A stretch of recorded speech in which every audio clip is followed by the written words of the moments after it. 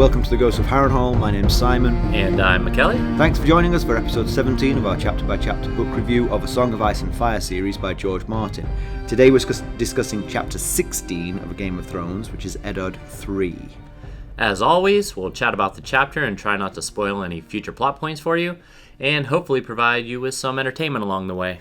We'll summarise what's happened, discuss our thoughts on it, provide you some useful background, compare it to the television show, and indulge in a little pedantry. Be sure to check out the show notes. They provide some additional information about the characters and other things of note in this chapter. How's things? I'm feeling a little displaced this week. Why? Why's that? Well, because Stacey Lannister has gotten her way, and they've begun demonstration. They've begun demolition on our master bath. I see. So I'll post some photos on. I'll probably post them on Facebook because I imagine like general Twitter people probably not that interested in my bathroom construction. But those of you listening, if you're interested, I'll post some photos along the way. But feels like you needed a direwolf to intervene at some point to protect the bathroom from its ultimate demise, but would have been helpful possibly. Too late. Yes. If you walked in there now, you'd definitely see it's too late. Mm-hmm. Just pretty much down to the studs. Well, that'll be nice. You'll have a new bathroom. Yes. And you'll be poor. Significantly more so. Yeah. All right, let's get down to business with a quick recap of what Ned was up to previously. He was riding with Robert, begrudgingly discussing who Jon's mother was, and more pertinently trying to steer Robert away from a murderous path against Viserys and Daenerys. Since that time, his daughters and Arya's wolf Nymeria have been involved in a fracas with Prince Joffrey, and Arya has run off into the woods. Uh-oh. Micah, why don't you give us a summary of this chapter? Okay, so Arya has been missing for 4 days. And Vayon Poole, Ned's steward, brings news to Ned that she's been found by Jory Cassell, thankfully. Less happily, though, the Lannister men on the gate inform the Queen, who insisted she be taken immediately before the King. The King is in the audience chamber of the castle that the gang has requisitioned, while their inexorable progress back to King's Landing is further delayed by this hunt for Arya. The castle belongs to Sir Raymond Derry and is just south of the Inn at the Crossroads. Ned races to join them. The room is full. Only Jaime and the Hound are missing from the people who we know are in the procession. Arya is in the middle of the room with all eyes on her. Ned does not like the optics nor the lack of friendly faces. Robert clearly wants this to be over, but Cersei wants her pound of flesh. Arya gives her side of the story. Renly laughs so much that he has to leave the room. Joffrey gives his side of the story. Liar, pants on fire. Sansa arrives with a chance to clear it all up, but she says she cannot remember anything. Arya attacks her in her rage, which does not help Arya's cause. Cersei demands punishment. Robert asks Ned to discipline Arya. Ned is hugely relieved, but Cersei isn't done. She wants the direwolf, but Nymeria has fled, so she offers 100 golden dragons for Nymeria's pelt, which Robert grumbles at the cost, and Cersei recalls the man she married would have lain a wolfskin upon her bed that night. Robert says that would not be so easy without a wolf, and Cersei springs her hateful trap. "We have a wolf," she says. Robert's reached his capacity for backbone and argument and orders Sir Illian to kill Lady. Sansa cries, Arya cries. Ned protests, Robert insists. Ned at least begs Robert to do it himself, which Robert refuses. Ned tells Sir Illian to back down. He, as Lord of the North, will do it himself. Ned finds Lady and is moved by the name. She's small and sweet, and he uses ice to give her a quick death and sends the body north with 4 men to have it buried at Winterfell. The Lannister woman will not have Lady's skin. On the way back to his room, he sees Clegane returning to the castle with the body of Micah, the butcher's boy. He ran, but not very fast, says the Hound. It's a rough chapter. Yeah, it is. Poor Lady, poor Micah. Yep. Neither of them deserved this. No, I had actually been kind of dreading getting to this chapter. Obviously, I knew it was coming, and I don't know. It's just I hate seeing Sansa lie to defend Joff, and what happens to Lady and Micah. You know, they were both totally innocent. Yeah, and Micah's not her fault because Micah right. was killed absent of her lying. Yes, two separate things entirely. But she is kind of responsible for Lady getting it, because if she told the truth, no way Lady gets it. And poor Ned. You know, I mean, he's an adult, and it's not his pet that's being killed, but he did just have to kill his daughter's pet for no reason. Yeah. He has 2 crying little girls. Yeah. It's a tough situation all around. Yeah. But, the whole thing began over kids just messing around. Yeah. And really never should have gotten anywhere near this point. Although, of course, Joffrey messing around, I mean, he did pull a sword on Micah and cut his cheek. And That's true. He did. Yeah. But now we got a dead Micah, which kind of almost gets forgotten in all the other things that are going on. But I have a suspicion that there's one person who is not going to forget that, and that's Arya Stark. She's going to hold a grudge on that one, I think. Yeah. And sweet lady, they describe her as the smallest of the litter, the prettiest, and the most gentle. She was perfect for Sansa. Yeah. Like I said in the summary, Ned thought Sansa named her well. The sort of like the ripples of this, though, of course, are the damage this has got to do to the Stark-Lannister relationship generally, because the Lannisters certainly the ones who demanded this, and it was cruel and unreasonable. Yep. And there's already bad blood between them. Yeah. This is gonna be something. Yeah, and I wonder if that sort of jeopardizes the marriage between Joffrey and Sansa, because obviously the point of that marriage is to cement an alliance. Right. And does Ned even want that anymore? Right. Who knows how this is going to play out. So we're not told, but we presume Arya told the events as they happened. She was pretty innocent in the whole thing, so... Well, minus smashing him in the back of the head with a stick. But that was to protect Micah, so yes. Even that is somewhat innocent. And she didn't leave out the detail about flinging lion's tooth into the water, so it seems like she probably stuck to the truth. Yeah.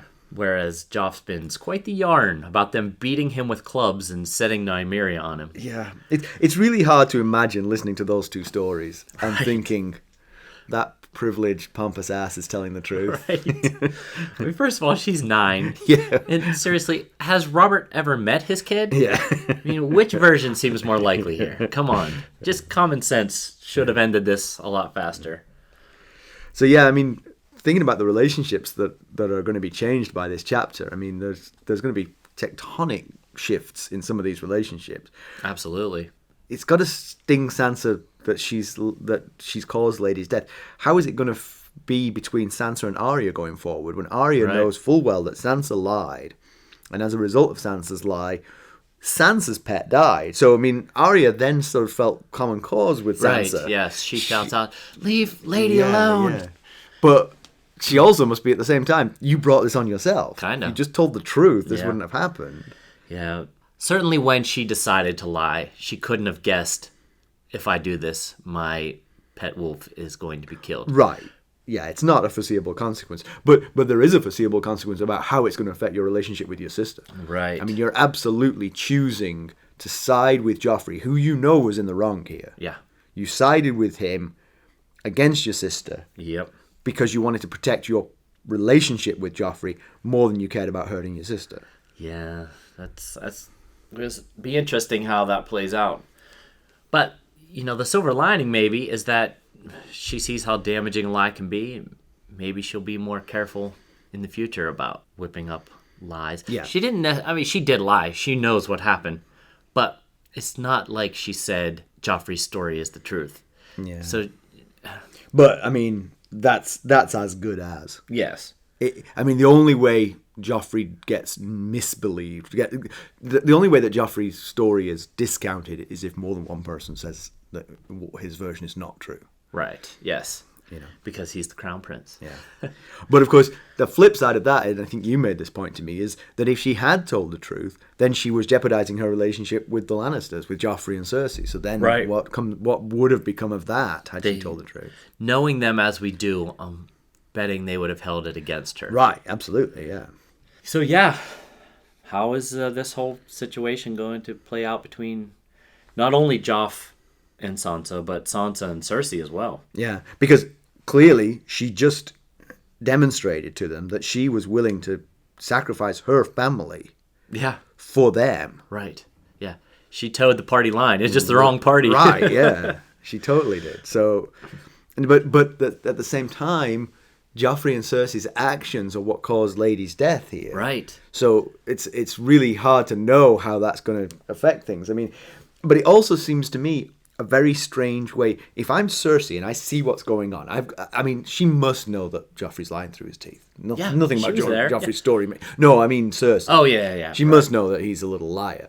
But when she sees Sansa do that, she's like, she must think to herself, well, look at that. We have an ally in the Stark camp. Let's kill her wolf. Let's kill her pet. So that she hates me forever. Right. Yeah. Can't you forgive them? I mean, she's still betrothed to Joffrey. Yeah. I don't know. It'd be interesting to see how this plays out. Yeah. But, and at the same time, and maybe Sansa can turn a blind eye to what Joffrey did, because Joffrey got into a lie which led to Lady being killed. Right. But he didn't intend that necessarily when he started his lie. So he is a little bit innocent of that. But Cersei really hurt Sansa right at the end of that chapter in a way that she didn't need to. In a way that if Cersei was a little bit more calculating, she might have said to herself, well, let's let bygones be bygones. Play the long game here. Yeah. And me and Sansa will have a good relationship, and perhaps she can work on, for the good of the Lannisters. Yeah. One thing I didn't notice on my first read through of this chapter this week was that while all the crying and pleading is going on, there's one quick sentence that says Joffrey was smiling next to Cersei while it was all happening. So I don't know that Sansa would have noticed in all her dismay, but probably not. Yeah. But if you see it, it would stick. That's for sure. Sure would. Yeah. So the other relationship that I think is worth thinking about here is the relationship between Ned and Robert. Now, unusually, I think, for Robert, he was actually quite a good guy all the way through this chapter. He listened to Arya, and he listened to Joffrey, and he made some barbed comments that made it seem like he had a pretty good sense of who was telling the truth and who wasn't. And basically, his judgment at the end of it was pretty sound. Ned, you discipline your child and I'll discipline mine. Yeah. Seems like a reasonable outcome from this. But then when Cersei just kept picking away at him, he just eventually capitulates and then allows and commands that Lady be put to death, which just undoes all that good work. And really, I mean, Ned was really angry about it, you could tell. He invokes the love they have for each other and the love that Robert had for Lyanna in order to try and save his kids this grief. Those are his trump cards there. Yeah. I mean, you really can't get much and much more important than that. It did nothing. Yeah. And then the not carrying out the sentence himself, which is the thing that Ned thinks is an important aspect of leadership. Yeah. Can't have surprised Ned, because he knows that Robert has a executioner. But I was actually thinking about that. If Robert had to do it himself, could he look that wolf that he knows is completely innocent in the eyes and swing a sword through her neck, or however he wants to kill her? And yes, that's a good question. And I think that is actually why Ned said you should do it yourself. Right. For that reason. Because he knows that when it comes to it, Ned would say, can you send this wolf back to Winterfell? Right. Send a couple of guys with it and maybe have a spare one at Winterfell? Right. Ned would have been like, yeah, I can do that. Yeah. Done. In fact, the way the chapter ends, I thought several times that that's what they should have done anyway. Right, yeah. Because they ship the body off to Winterfell before anyone sees it. Right. I had that same poor, thought. Poor Lady. Maybe if I could just read between the lines and pretend it's not happening. Lady's actually fine. She's just gone back to Winterfell to live with the others. This is just the story they told Cersei. Exactly. Or at the very least, let her free. Yeah. Although it feels like Nymeria was more inclined to live the sort of lone wolf life out there. True. The way Lady looked a little pampered. Although in my mind, Lady and Nymeria meet up again because they're not too far from each other, and just half day's ride, I think, right? So they can cover that distance, find each other, and be a dynamic duo somewhere in the Riverlands. Yeah. Anyway, so Ned and Cersei, again, just thinking about relationships, Ned and Cersei. I mean, there wasn't an awful lot of friendship between the two of them to begin with, but this was pointlessly cruel. Yeah. And he's not going to forgive her. I mean, he doesn't forgive anyone for anything.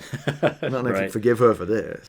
Yeah, there's like same with the General Lannisters and Starks. There's even more direct bad blood between Cersei and Ned. Yeah. So this certainly is not going to help matters. Yeah. I mean, I think on some levels, just trying to think about why she doubled down on this and insisted that Lady be put to death. Her son has been wounded by this, presumably scarred. I mean, if a wolf bites your arm, it's probably not going to Seems like it. heal completely. And so she couldn't help herself but try to exact a measure of vengeance against the Starks generally, because she sees the direwolf as absolutely the embodiment of all things Stark. Right. Yeah. So one of those bites her son. She wants her pound of flesh. Yeah, or her wolf skin. Yeah. Oh, they were so close to getting out of this whole thing without too much damage. Mm-hmm. Well, not knowing yet about Micah's fate. Right. But she just couldn't let be. Like you said, she sees the direwolves as the embodiment of the Stark, so she just wasn't going to let go. And Ned, being the only adult in the room, he's the only one that does the really hard thing, which is, I, as the Lord of the North, will do this myself. Yeah. Kill my own daughter's little pet. Not that little, I guess. But. Just going back to Ned and Robert, I think the other aspect of this that might affect their relationship is Micah, because I think we're going to talk about this a little bit later on, but if Robert does not censure the Hound for killing Micah, then that's going to not sit well with Ned either. Right. Because he wasn't happy with the Targaryen children being killed, and there was a political reason to do that. There's absolutely no reason to kill Micah. Right. Yeah. He hasn't done a damn thing. That's a good point. We don't know if that's going to happen or not. Right. Micah's body only just arrived. But Clegane doesn't seem too concerned about any consequences. No, he does not. Yeah. So another relationship worth mentioning here is Renly and Joffrey. So if you remember, Renly is Robert's brother, so Joffrey's uncle. And we noticed last time that there was bad blood between them. Yeah. That Joffrey stared hatefully at Renly over something or look nothing. of loathing. A look of loathing, yeah. And what happens in this chapter is that when Arya is telling her story, and she basically talks about, with a stick, disarming Joffrey, scaring the living daylights out of him and throwing his sword in the river, Renly laughs and laughs until he has to leave the room. Right. And as he leaves the room, he mutters Lion's Tooth, which is the name of Joffrey's sword, and laughs some more, which is... Yeah, he does make a good point. I mean, how a 9-year-old girl the size of a wet rat disarms him and throws his sword in the river is his... He says, perchance someday you'll tell me how this happened, as he's leaving. Oh, man. But yeah, I still don't understand the source of the animosity, but it's great. Yeah, I mean, it's really good that someone is bringing Joffrey down to size. And I think his voice is the common thought in the room. He's just the only one brave enough, or secure enough, senior enough, yeah, to actually voice it. So, yeah, I like that. It's like you said. I wonder. We'll get to a backstory, possibly, but it's pretty interesting. Yeah. There's. I will say that I've basically forgotten that backstory, if there is some. Right. So I'm excited to discover what it is. I'm excited to discover when you dream about it and tell me what you... So Ned and Sansa is another relationship that might be affected by this. Ned must know that she's lying. He does know she's lying. He says, he doesn't say, but his thoughts are, she told him the story the night that Arya went missing. The true story. Yeah, so his thought is, I know the truth. Sansa told me the truth. Sansa, tell everyone the truth. The story Arya's just presented is the same story. Apparently, unless it's not. Yeah. But Arya had no reason to lie. Her story paints her in a reasonable light, and Joffrey in a terrible light. So yeah. So it just, I just don't get why he doesn't push her harder. If she has already told him the story, then he knows she hasn't forgotten and can't remember anything. So why does he just let her say that and sit by silently while he knows is lying and not protecting her sister? So I was thinking about what his reasoning for sitting quietly could be. Maybe he didn't expect Arya to be punished all that hard. I mean, yeah, or maybe he's gotta know Cersei's out for blood. So yeah, but maybe he can't.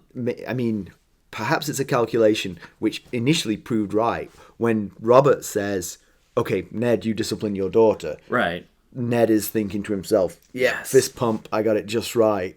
There was no reason to get Sansa to say the truth, thus shaming Joffrey and causing even more of a problem here than we might otherwise have had. That's a good point. But, yeah, I mean, he definitely underestimated Cersei's willingness to ruin relationships for the sake of her revenge. Yeah. But then the other side of that is then that perhaps does help to rectify Ned and Sansa's relationship, because Ned had the opportunity to say, wait a minute, lady, you're lying here. Right. You told me the truth earlier. Yeah. But he didn't, and so now he's not going to tell her off for not telling the truth because he made that calculation at that moment. You know what I mean? Yeah. So it's no point telling her afterwards, you should have told the truth. If you want me to tell the truth, Dad, tell me in there before my direwolf gets put to death. Yeah, that's a good point. So there's even more relationships that. I swear, this whole chapter just has like amazing effects on the relationships. Yeah, Robert and Cersei, the back and forth between the king and the queen is pretty revealing. She, without consulting Robert, offers a hefty reward for Nymeria, which, as I mentioned in the summary, I believe, he grumbles about. Yeah, he actually says, I want no part of this. You can damn well buy your furs with Lannister gold. Yes, which they have plenty of, so right, shouldn't true. put her out very much. When Ned pleads with him to spare Lady, when he pleads with Robert to spare Lady, Robert looks at Cersei with loathing and says, damn you, Cersei. Yeah. So. Yeah. Doesn't bother answering Ned. Just, right. Yeah. So the earlier talk, mostly in Bran 2, when Cersei and Jaime are talking about Robert dying early, how Cersei wouldn't mind if Robert were to die, and her concern that someday he might replace her with a new Lyanna in reference to Lyanna Stark. That makes some sense. This seems you get a clearer picture of why she's thinking that way. Yeah, although I think it was interesting that she mentioned the man I married would have had a wolf's skin on my bed tonight, sort of thing. I wonder if that is an attempt to sort of like stir him into action, right? To try and do something for their relationship. I mean, I think it might be, or was it just to put him down? You know, just to be mean to him because might have been a she's little Cersei. Yeah. But yeah, it doesn't look good for their relationship. I wonder if that is true. If their relationship was once upon a time strong. Well, I mean, they got married pretty quickly after the rebellion was over, right? Right. Pretty much straight away. And he was in his prime then. Yes. I mean, maybe. I don't know. I mean, obviously it was a relationship. It was a marriage for political reasons rather than out of love. So, yeah, difficult to know. Yeah. It's an interesting question. But we get further evidence of Robert's fight and spine having a very short half-life. Yeah. Yeah, I mean, it's so disappointing because everything he did was good and decent in this whole chapter. Yeah, he was on a roll. Yeah, he really was. Very proud of him. Yeah. It's like, this is a king. Yeah. He's making just decisions, not just easy decisions. You're being slightly kind. I mean, he was like, he was just doing the logical thing. Right, that's a good point. Given what you heard, he should have said what he said. That's a good point. But then he just gives up. I mean, just throws up his hands and says, all right, have it your way, you know. Yeah. He does make some valid points, too. When Cersei says she wants Arya punished, he says, she's a child. Should I have her whipped through the streets? Right. You probably shouldn't ask Cersei questions like that. That's a good You're risking. Yeah. And also, when Cersei mentions that your son will carry these scars for life, he says, yeah, maybe let that be a lesson to him. Right, yeah. So he knows. He knows what happened. Yeah, yes, that's right. He might be lazy, but he's not an idiot. Yeah. He knows. Yeah, so the last relationship which takes a ding here is probably one that was never going to be very good anyway, which is Ned and Sandor Clegane, the Hound. Yes. Because they couldn't be much more different, those two. Robert and Ned are different, but in a good, they're different in ways that they can still come together and be best friends. These two, not going to happen. The thing is, actually, they have quite a few similarities, though. I mean, they're both big and strong and sort of fierce and sort of single-minded, But Ned and the Hound. Okay. But one of them is fundamentally decent and the other one is really horrible. So that's where they differ. That's true, yeah. But yeah, I mean, Ned's already, been outspoken about what he thinks about child murder. And then this is one more to add to that list. So yeah, I think Ned will want to see some punishment. And certainly the Hound doesn't think he's about to get any. So. He certainly doesn't seem concerned about it. But also, it's just more examples of poor male role models for Joffrey. Yeah. I mean, we've talked about this. I think most times when Clegane comes up is if this is the guy that Joffrey is looking up to, might explain why he's the way that he is. Yeah. And then the other, I mean, obviously this echoes the other child murder that we've mentioned, which was The King Aerys's kids. Yeah. Oh, sorry. Yes, Rhaegar's children, not Aerys's. Aerys's grandchildren, in fact. Yeah. Right. Yeah. But it was coincidentally, it was the Hound's brother, Yes. Gregor Clegane, who presented those bodies to Robert/Ned. Yeah. And Ned witnessed that too, and has never forgiven him for that. So it's sort of like a backshadowing. Right. Yeah. Something going on with Cleganes and killing kids and presenting them to the Baratheons, I guess. Yeah. And what you said last week about that actually was interesting, because I think last week you said... I said something interesting? You did. You always do. You always do. That Robert... Well, I think we both talked about this. Robert may not have actually witnessed the dead children. That it was just Ned who saw them. Right. And so that may have had more of an effect. Perhaps here...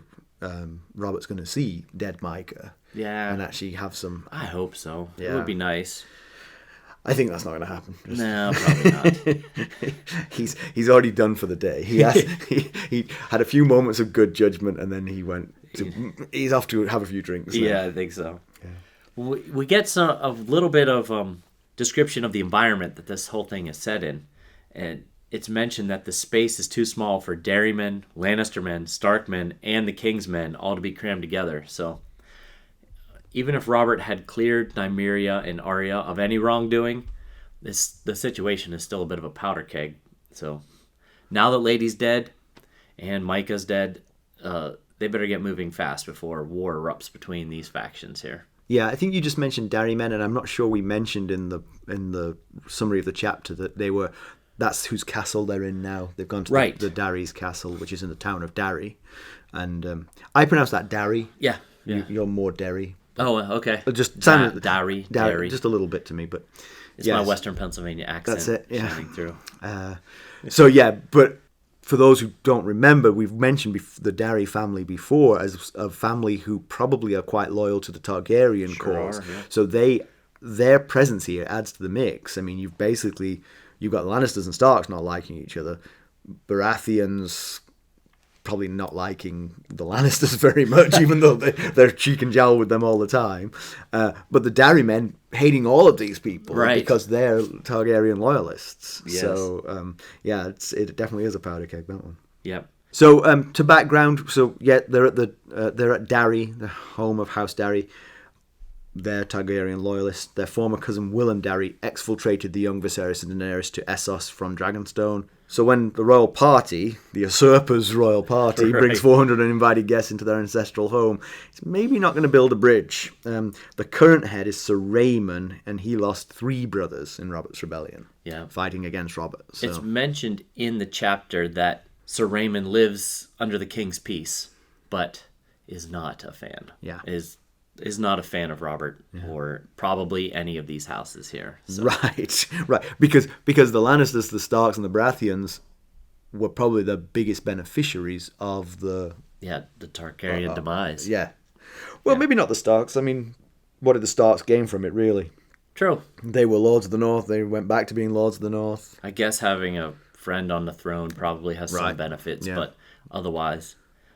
They certainly lost a lot at the hands of the Targaryens. So maybe just justice. That's true. Is what they gained from it. But if that's your yardstick for loyalty, You know, you should be loyal to the Targaryens despite what they've done to your family. And I hate the fact that you've benefited by revenge. Right, that's true. I forgot the reason we were talking about what the Starks gained. Yeah, the Darys, how are you saying? I would say Darry. Darys. Darry, yeah. The Darys.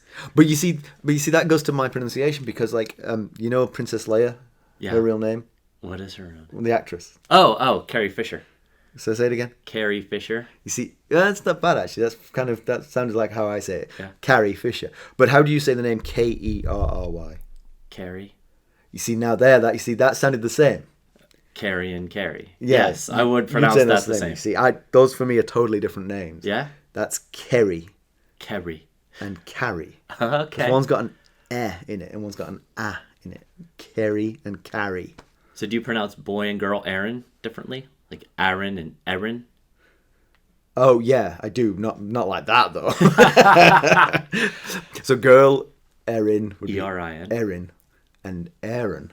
Aaron and Erin. Yeah. Okay. Yeah, I had a friend in college named Erin, Erin, and she pointed out multiple times that it's Erin, not yeah. Aaron.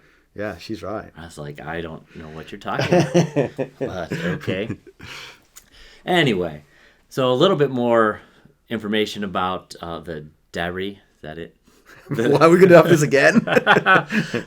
The Darry house. So as Darry, which is both the name of the holdfast and the surname of the family that lives in the holdfast. So as Darry is in the Riverlands, they own fealty to House Tully, which would be Catelyn Stark's father, Hoster Tully. Their sigil is a black plowman on a brown field. The house is old, tracing its ancestry back to the first men, as the Darrys fought the Andals during the Andal invasion of Westeros. During Robert's Rebellion, as we mentioned, they fought for King Aerys against their own liege lord, Hoster Tully, as I just mentioned, until the bitter end. So they were really entrenched in the Targaryen camp. The defeat of the Targaryens cost the Darrys half of their lands, most of their wealth, and almost all their power. So yeah, things are probably not warm and cozy around Darry at the moment. I mean, you could see it as an honor that they came to your castle. They didn't have to. Possibly. They chose to, but yeah. No, it's not going to work. Probably not. So, comparison with the TV show, still cleaving very close to the book. In the TV show, they stay at the Crossroads Inn where they were, which honestly makes a bit more sense. Yeah. Really, but right. Yeah. The dialogue's almost perfectly intact. Renly, as we mentioned, is not present, and so some of his scornful remarks to Joffrey are put into the mouth of King Robert in the TV show. Okay, right. Not as strong, but you know, some of the sort of like cynicalness about him getting the silliness of his story. Yes, yeah. The show drops the conversation about the reward for Nymeria's pelt, the 100 golden dragons. The 100 golden dragons, which is a fortune for one wolf pelt. There is a nice touch in the show. As the girls are escorted from the meeting, Sansa, as described in the book, is crying inconsolably. But Arya is not crying anymore. She's staring malevolently at Queen Cersei. Oh, boy. So, and just one other thing. Show Ned doesn't bother asking for ice. He just uses a dagger to kill a lady. Huh. That's an interesting difference. Yeah. Possibly more convenient for killing the dog. I guess so, yeah. I mean, you use the big sword if you got people holding the guy down. Right. Yeah. But if it's just you and the dog, it might be easier just to slip the dagger in. Yeah. So, pedantry, I just mentioned it in the TV show thing. Why, if you're looking for a runaway, would you move? She might come back.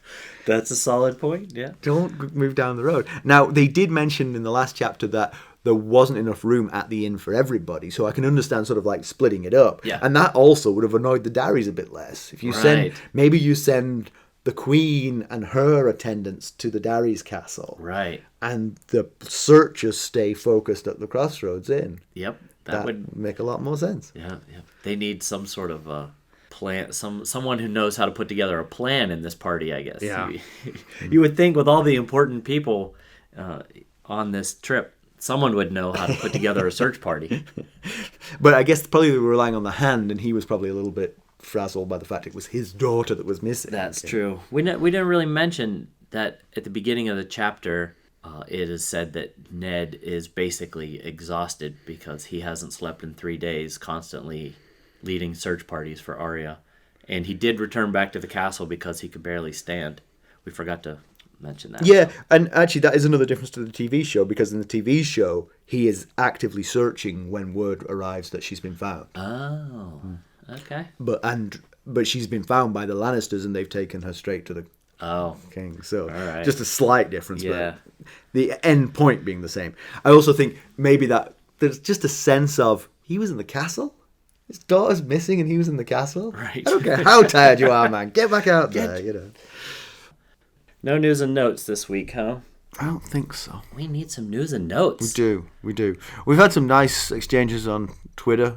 Yes. A couple of people saying they liked recent episodes. Yeah, So that's good. I like that. And I'll post my bread recipe if anyone's interested. It's pretty good. I just actually had a McKelly's family piece of toast, and it was very, very good. If you hear me coughing, that's the crumbs from the toast. But it was good. It was using my recipe, but Stacey, she takes things her own way. She does. She is not hidebound by me. I follow it to the letter every time. She likes to go off on her own. Yes, she's added a bread bowl for, I don't even know, proofing. I don't even understand what that means or what that does. It's not in my recipe. That's what I tell you. If it's not in your recipe, I ain't doing it. right. So, concluding all this, I think this is a real turning point for at least what's going on Westeros anyway. Yeah. A rift between the Starks and the Lannisters that's hard to imagine any marriage would heal if that marriage is still on. Yeah. And also the rift between Ned and Robert. Ned is his new Hand of the King. And I can't imagine this is going to cause them to split. They haven't even made it to King's Landing yet. Yeah, but there's definitely going to be some hurt feelings and some issues. And it's reinforcing all of the worries that Ned had about it, you know. Yeah. So, like we had said earlier, where does Sansa and Joff go from here? Can they reconcile? Yeah, I think there's a chance. Like I think as we talked about it, it occurred to me that if she has an axe to grind, it would be more with Cersei than with Joffrey. Right. But hey, I mean, he caused all this. He started that. He bullied Micah and Arya, and that's what led to all this. So. Yeah. And then lied through his teeth about it. If she's not seeing the red flags now, I don't know. I got nothing for her. She's still 12. Yeah. Every week we have to remind ourselves she's true. still 12. Yeah, although, their marriage was arranged, so unless Ned and Robert agree to have them part ways. But that's what, I mean, yeah, it doesn't really matter what she thinks, yeah. Right. But I wonder about that. If I was Ned, I mean, do I want an alliance with, well, it's with Robert, isn't it? Right. That's the thing. It's sealing your family to Robert's family. Yeah, his best friend and the Cersei's king. family too. Yes. Yeah, that's true. And can Arya forgive Sansa for betraying her? That's another one that we'll have to see. I think the one thing about that, the one thing in favour of that one healing itself, is the fact that the conclusion of all of this, they are equally upset about the outcome. Right. They will cry into each other's shoulders, presumably, about the fact that Lady's being put to death. Hopefully. And Arya's lost Nymeria. Yeah, they've both lost their wolves. We're not sure how or when Arya could get Nymeria back. Presumably, the whole 100 golden dragons still hangs over Nymeria's head. So if Arya ever does find Nymeria again, she's going to have to look after her very carefully. Yeah. So maybe they can bond over the enemy of my enemy is my friend. Right. So. But again, Sansa is not literally yet in bed with that enemy. Right. So. But this group hasn't even reached King's Landing yet. They should have gone by boat. They really should. They definitely should. This has caused all kinds of trouble. So, is this group going to be able to coexist even in the vast Red Keep, which is the main castle in King's Landing? I mean, they'll have a little bit more room for not being each other's grills, but still. Goodness. Yeah. But they will also not be on a journey. When you're on a journey, you can think, well, this is just the journey at the other end, but once you're in one place living with these people. Yeah, day in and day out. Routines. Exactly, But knowing Robert as we do, he's likely going to just want everyone to forget and move on because he seems a bit too lazy to try mediation or Yeah. anything that might work to heal these wounds. I'm going to go out on a limb and think the next day Robert will have forgotten this ever happened. Agree. None of this will have stuck with him even slightly. I agree. So you can reach us at ghost.harrenhall@gmail.com. You follow us on Twitter at @ghostharrenhall. Now we're on Facebook too. Yeah, that's right. And here comes our plea for getting the word out. If you like what we're doing, please consider leaving a review on iTunes or at podchaser.com. That would be a great way to help us out. We'd really appreciate that. And of course, we certainly wouldn't mind if you tweeted or Facebooked about us as well. Great. Okay, thanks very much. Thanks. Bye. Bye.